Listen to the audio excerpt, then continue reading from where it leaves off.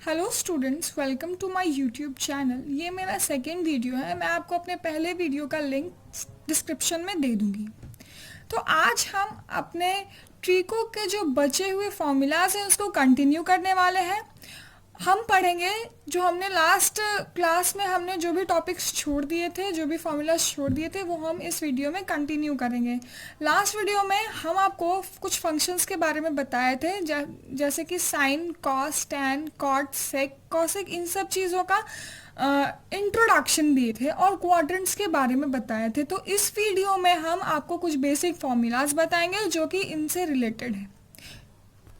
इन सब फॉर्मूलाज को जानने के बाद आप क्वेश्चंस को इजीली डील कर पाएंगे और जितने भी क्वेश्चंस हैं आपको उनमें प्रॉब्लम नहीं होगी, आप आराम से उसको प्रूव कर लेंगे। तो चलिए हम अपने टॉपिक की ओर बढ़ते हैं, स्टार्ट करते हैं ट्रिगोनोमेट्री।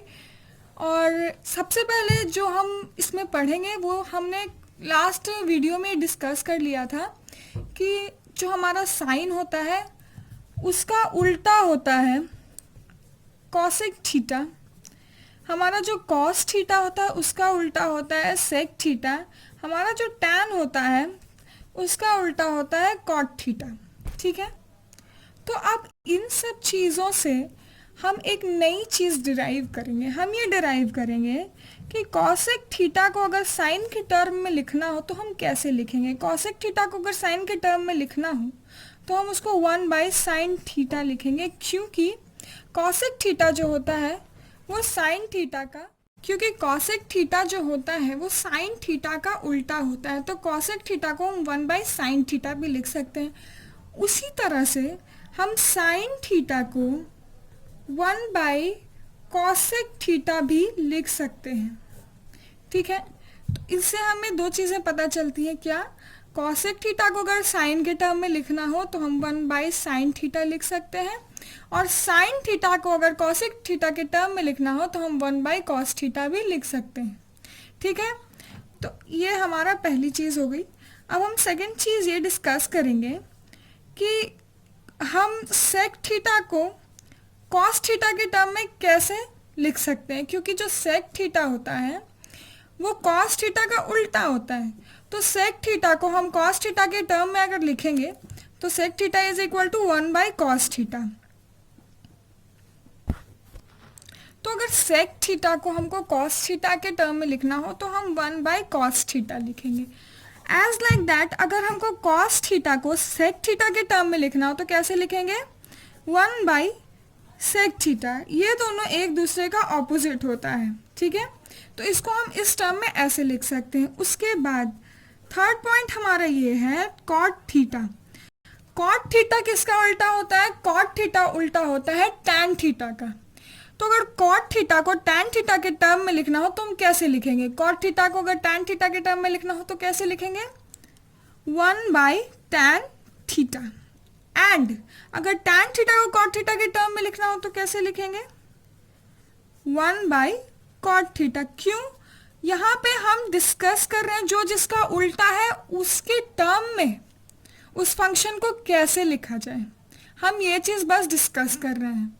ठीक है, उसके बाद और भी बहुत सारे फॉर्मूलाज हैं जिनको आप देखोगे तो आपको धीरे धीरे चीज़ें क्लियर होती जाएंगी। जैसे कि अब हमारा फोर्थ चीज़ ये है कि टैन थीटा।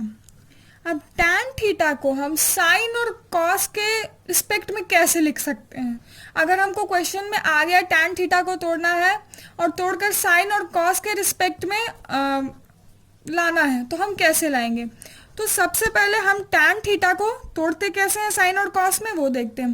तो टैन थीटा को हम तोड़ते हैं sine theta by cos theta. And we know that कि cot theta is just opposite of tan theta. So cot theta का फॉर्मूला साइन और कॉस में क्या हो जाता है? Cos theta by sine theta. ठीक है, तो यहाँ से हमें क्या चीज़ें सीखने को मिली? tan theta is equal to sine theta by cos theta and cot theta is equal to cos theta by sine theta. ये बहुत ही बेसिक फॉर्मूला है और ये आपको आना ही चाहिए और इससे काफ़ी सारे प्रॉब्लम्स भी सॉल्व होते हैं। ठीक है, तो यहाँ से हमने ये 4 चीज़ें सीखी, ये बहुत ही बेसिक चीज़ें हैं और ये आपको आनी चाहिए। इसके बाद जो एक बहुत इम्पॉर्टेंट फार्मूला है जो ट्रिगो के मतलब 10th से लेके आपको BSc MSc हर जगह वो फार्मूला काम आएगा, and that formula is sine square theta plus cos square theta is equal to 1। ये जो फॉर्मूला है ये आपको हमेशा मतलब आजीवन ट्रिगोनोमेट्री में पूरी जीवन में ये फॉर्मूला काम आएगा। आप कोई भी आप कैसे भी क्वेश्चन सॉल्व करो, को किसी भी बुक से क्वेश्चन सॉल्व करो, आपको ये फॉर्मूला ज़रूर दिखाई देगा। ठीक है, तो इस फॉर्मूले से हम 2 और फॉर्मूला कंक्लूड करेंगे। जैसे कि इस फॉर्मूले से हम साइन स्क्वायर थीटा की वैल्यू निकाल सकते हैं, जैसे 1 माइनस कॉस स्क्वायर थीटा। हमने क्या किया, हमने कुछ नहीं किया, साइन स्क्वायर थीटा को sine square theta as usual वहाँ रहने दिया और कॉस स्क्वायर थीटा को इक्वल टू के साइन के इधर ले आए। तो इधर ये प्लस का साइन है तो इधर ये आया तो ये माइनस का साइन हो गया, यानी क्या हुआ, sine square theta is equal to 1 minus cos square theta. ठीक है, एंड सिमिलरली हम लोग कॉस स्क्वायर थीटा की वैल्यू भी निकाल सकते हैं, जैसे कि cos square theta is equal to 1 minus sine square theta. ये जो फॉर्मूला है ये बहुत इंपॉर्टेंट फॉर्मूला है ट्रिगोनोमेट्री के इतिहास में। ठीक है, तो अब हम अपने दूसरे फॉर्मूले की तरफ बढ़ते हैं। दूसरा फॉर्मूला ये है 1 plus tan square theta is equal to sec square theta. ठीक है, 1 plus tan square theta is equal to sec square theta. तो यहाँ से अगर हमको tan स्क्वायर थीटा की वैल्यू निकालनी है तो हम कैसे निकालेंगे, tan square theta is equal to sec square theta minus 1। ये यहाँ 1 प्लस में है तो इधर लेके गए, इक्वल टू के इधर लेके गए तो ये माइनस में हो गया। ठीक है, तो tan स्क्वायर थीटा की वैल्यू क्या होगी, sec square theta minus 1। This is also a very important formula. And after that इसके बाद एक और फार्मूला ये है 1 plus cot square theta is equal to cosec square theta. 1 plus cot square theta is equal to cosec square theta. तो यहाँ से हमको ये पता चलेगा, कॉट स्क्वायर थीटा की वैल्यू पता चलेगी। ठीक है, कैसे, cot square theta is equal to यहाँ से क्या आ जाएगा, कॉसेक स्क्वायर थीटा माइनस 1। यहाँ प्लस 1 को हम इधर लेके गए इक्वल टू के साइन के तो ये माइनस 1 हो गया। ठीक है, तो ये हमें एक और इम्पॉर्टेंट फॉर्मूला मिल गया।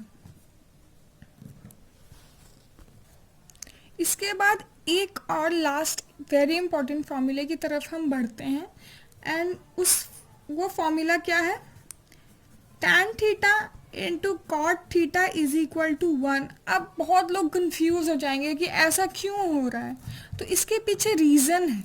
इसके पीछे रीज़न है, हम tan को कैसे तोड़ सकते हैं, हम tan को तोड़ते हैं sine theta by cos theta, and cot theta को कैसे तोड़ सकते हैं, cos theta by sine theta. तो इसको अगर हम तोड़ेंगे तो क्या मिलेगा हमको, साइन से साइन कैंसिल आउट हो जाएगा, कॉस से कॉस कैंसिल आउट हो जाएगा, 1 मिलेगा। अगर 1 मिलता है तो ये फॉर्मूला जस्टिफाई हो रहा है, मतलब tan theta into cot theta is equal to 1। ठीक है, अब इसके बाद हम कुछ चीज़ों को और डील करेंगे। हम थीटा की वैल्यूज़ देखते हैं। ठीक है, हम वैल्यूज़ देखते हैं, जैसे कि कौन सा एंगल रखेंगे तो उसकी क्या वैल्यू आएगी। जैसे कि यहाँ पर हम एक चार्ट बनाते हैं,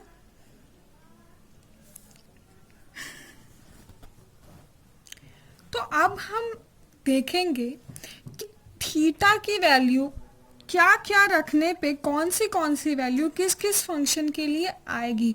हर फंक्शन के लिए थीटा की वैल्यू अलग है। ठीक है, और हर एंगल के लिए भी थीटा की वैल्यू अलग है हर फंक्शन के लिए। जैसे कि अगर थीटा की वैल्यू 0 रखते हैं, साइन की वैल्यू अगर हम निकालेंगे, थीटा की वैल्यू अगर 0 रख के साइन थीटा की वैल्यू निकालेंगे तो वो 0 आएगा। ठीक है, अगर थीटा की वैल्यू 0 है, कॉस में निकाल रहे हैं वैल्यू तो वो 1 आएगा। थीटा की वैल्यू 0 है, टैन में निकाल रहे हैं तो वो 0 आएगा। कॉसेक में निकालेंगे तो वो नॉट डिफाइन हो जाता है। सेक में निकालेंगे तो वो 1 हो जाएगा। कॉट में निकालेंगे तो फिर से वो नॉट डिफाइन हो जाएगा। जैसे अगर आपको किसी क्वेश्चन में दिया रहे साइन जीरो की वैल्यू, साइन जीरो दिया रहे, ठीक है, तो आप डायरेक्टली उस क्वेश्चन में जीरो लिख सकते हो, क्योंकि साइन थीटा की जगह क्या दिया है हमारा, जीरो, ठीक है, थीटा की जगह क्या दिया हुआ है हमारा, जीरो, ठीक है। तो थीटा की जगह हम जीरो पुट करेंगे और हम इस चार्ट को देखेंगे। इस चार्ट को जब हम देखेंगे, थीटा की वैल्यू जीरो है साइन में, तो साइन जीरो जीरो। अगर वैसे ही हमें कहीं कॉस में दिया रहा है कॉस जीरो, थीटा की वैल्यू जीरो है, कॉस में देखेंगे तो कॉस में हमें पता चलेगा कि कॉस जीरो की वैल्यू वन होती है। क्या होती है, कॉस जीरो की वैल्यू वन होती है।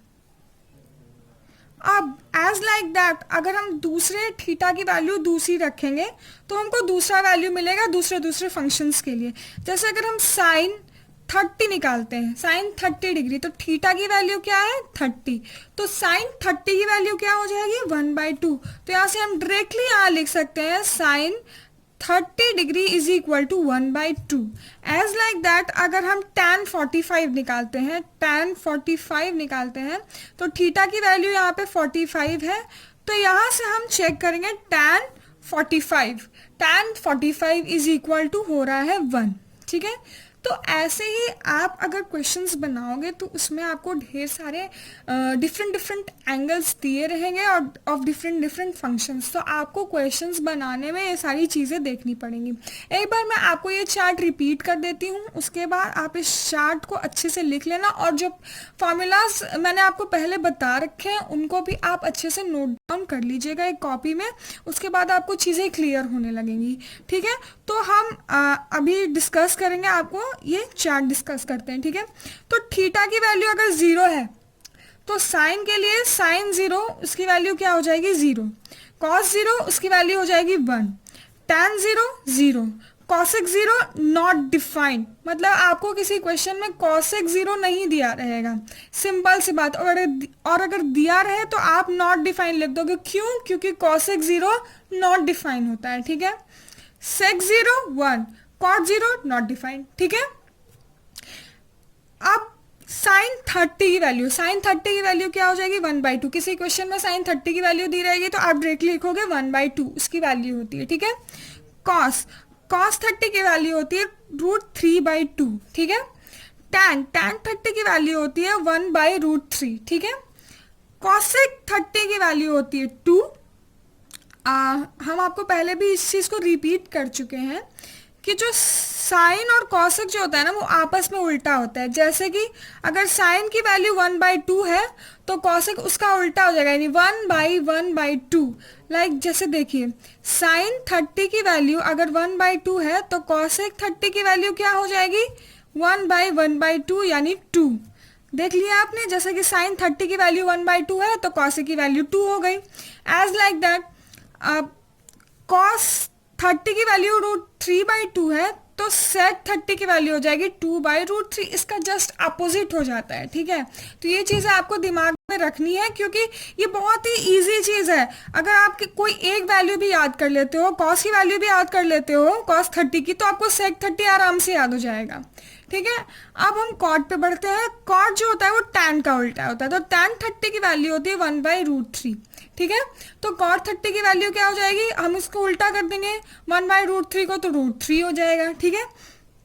उसके बाद साइन 45 की वैल्यू क्या है, 1/√2।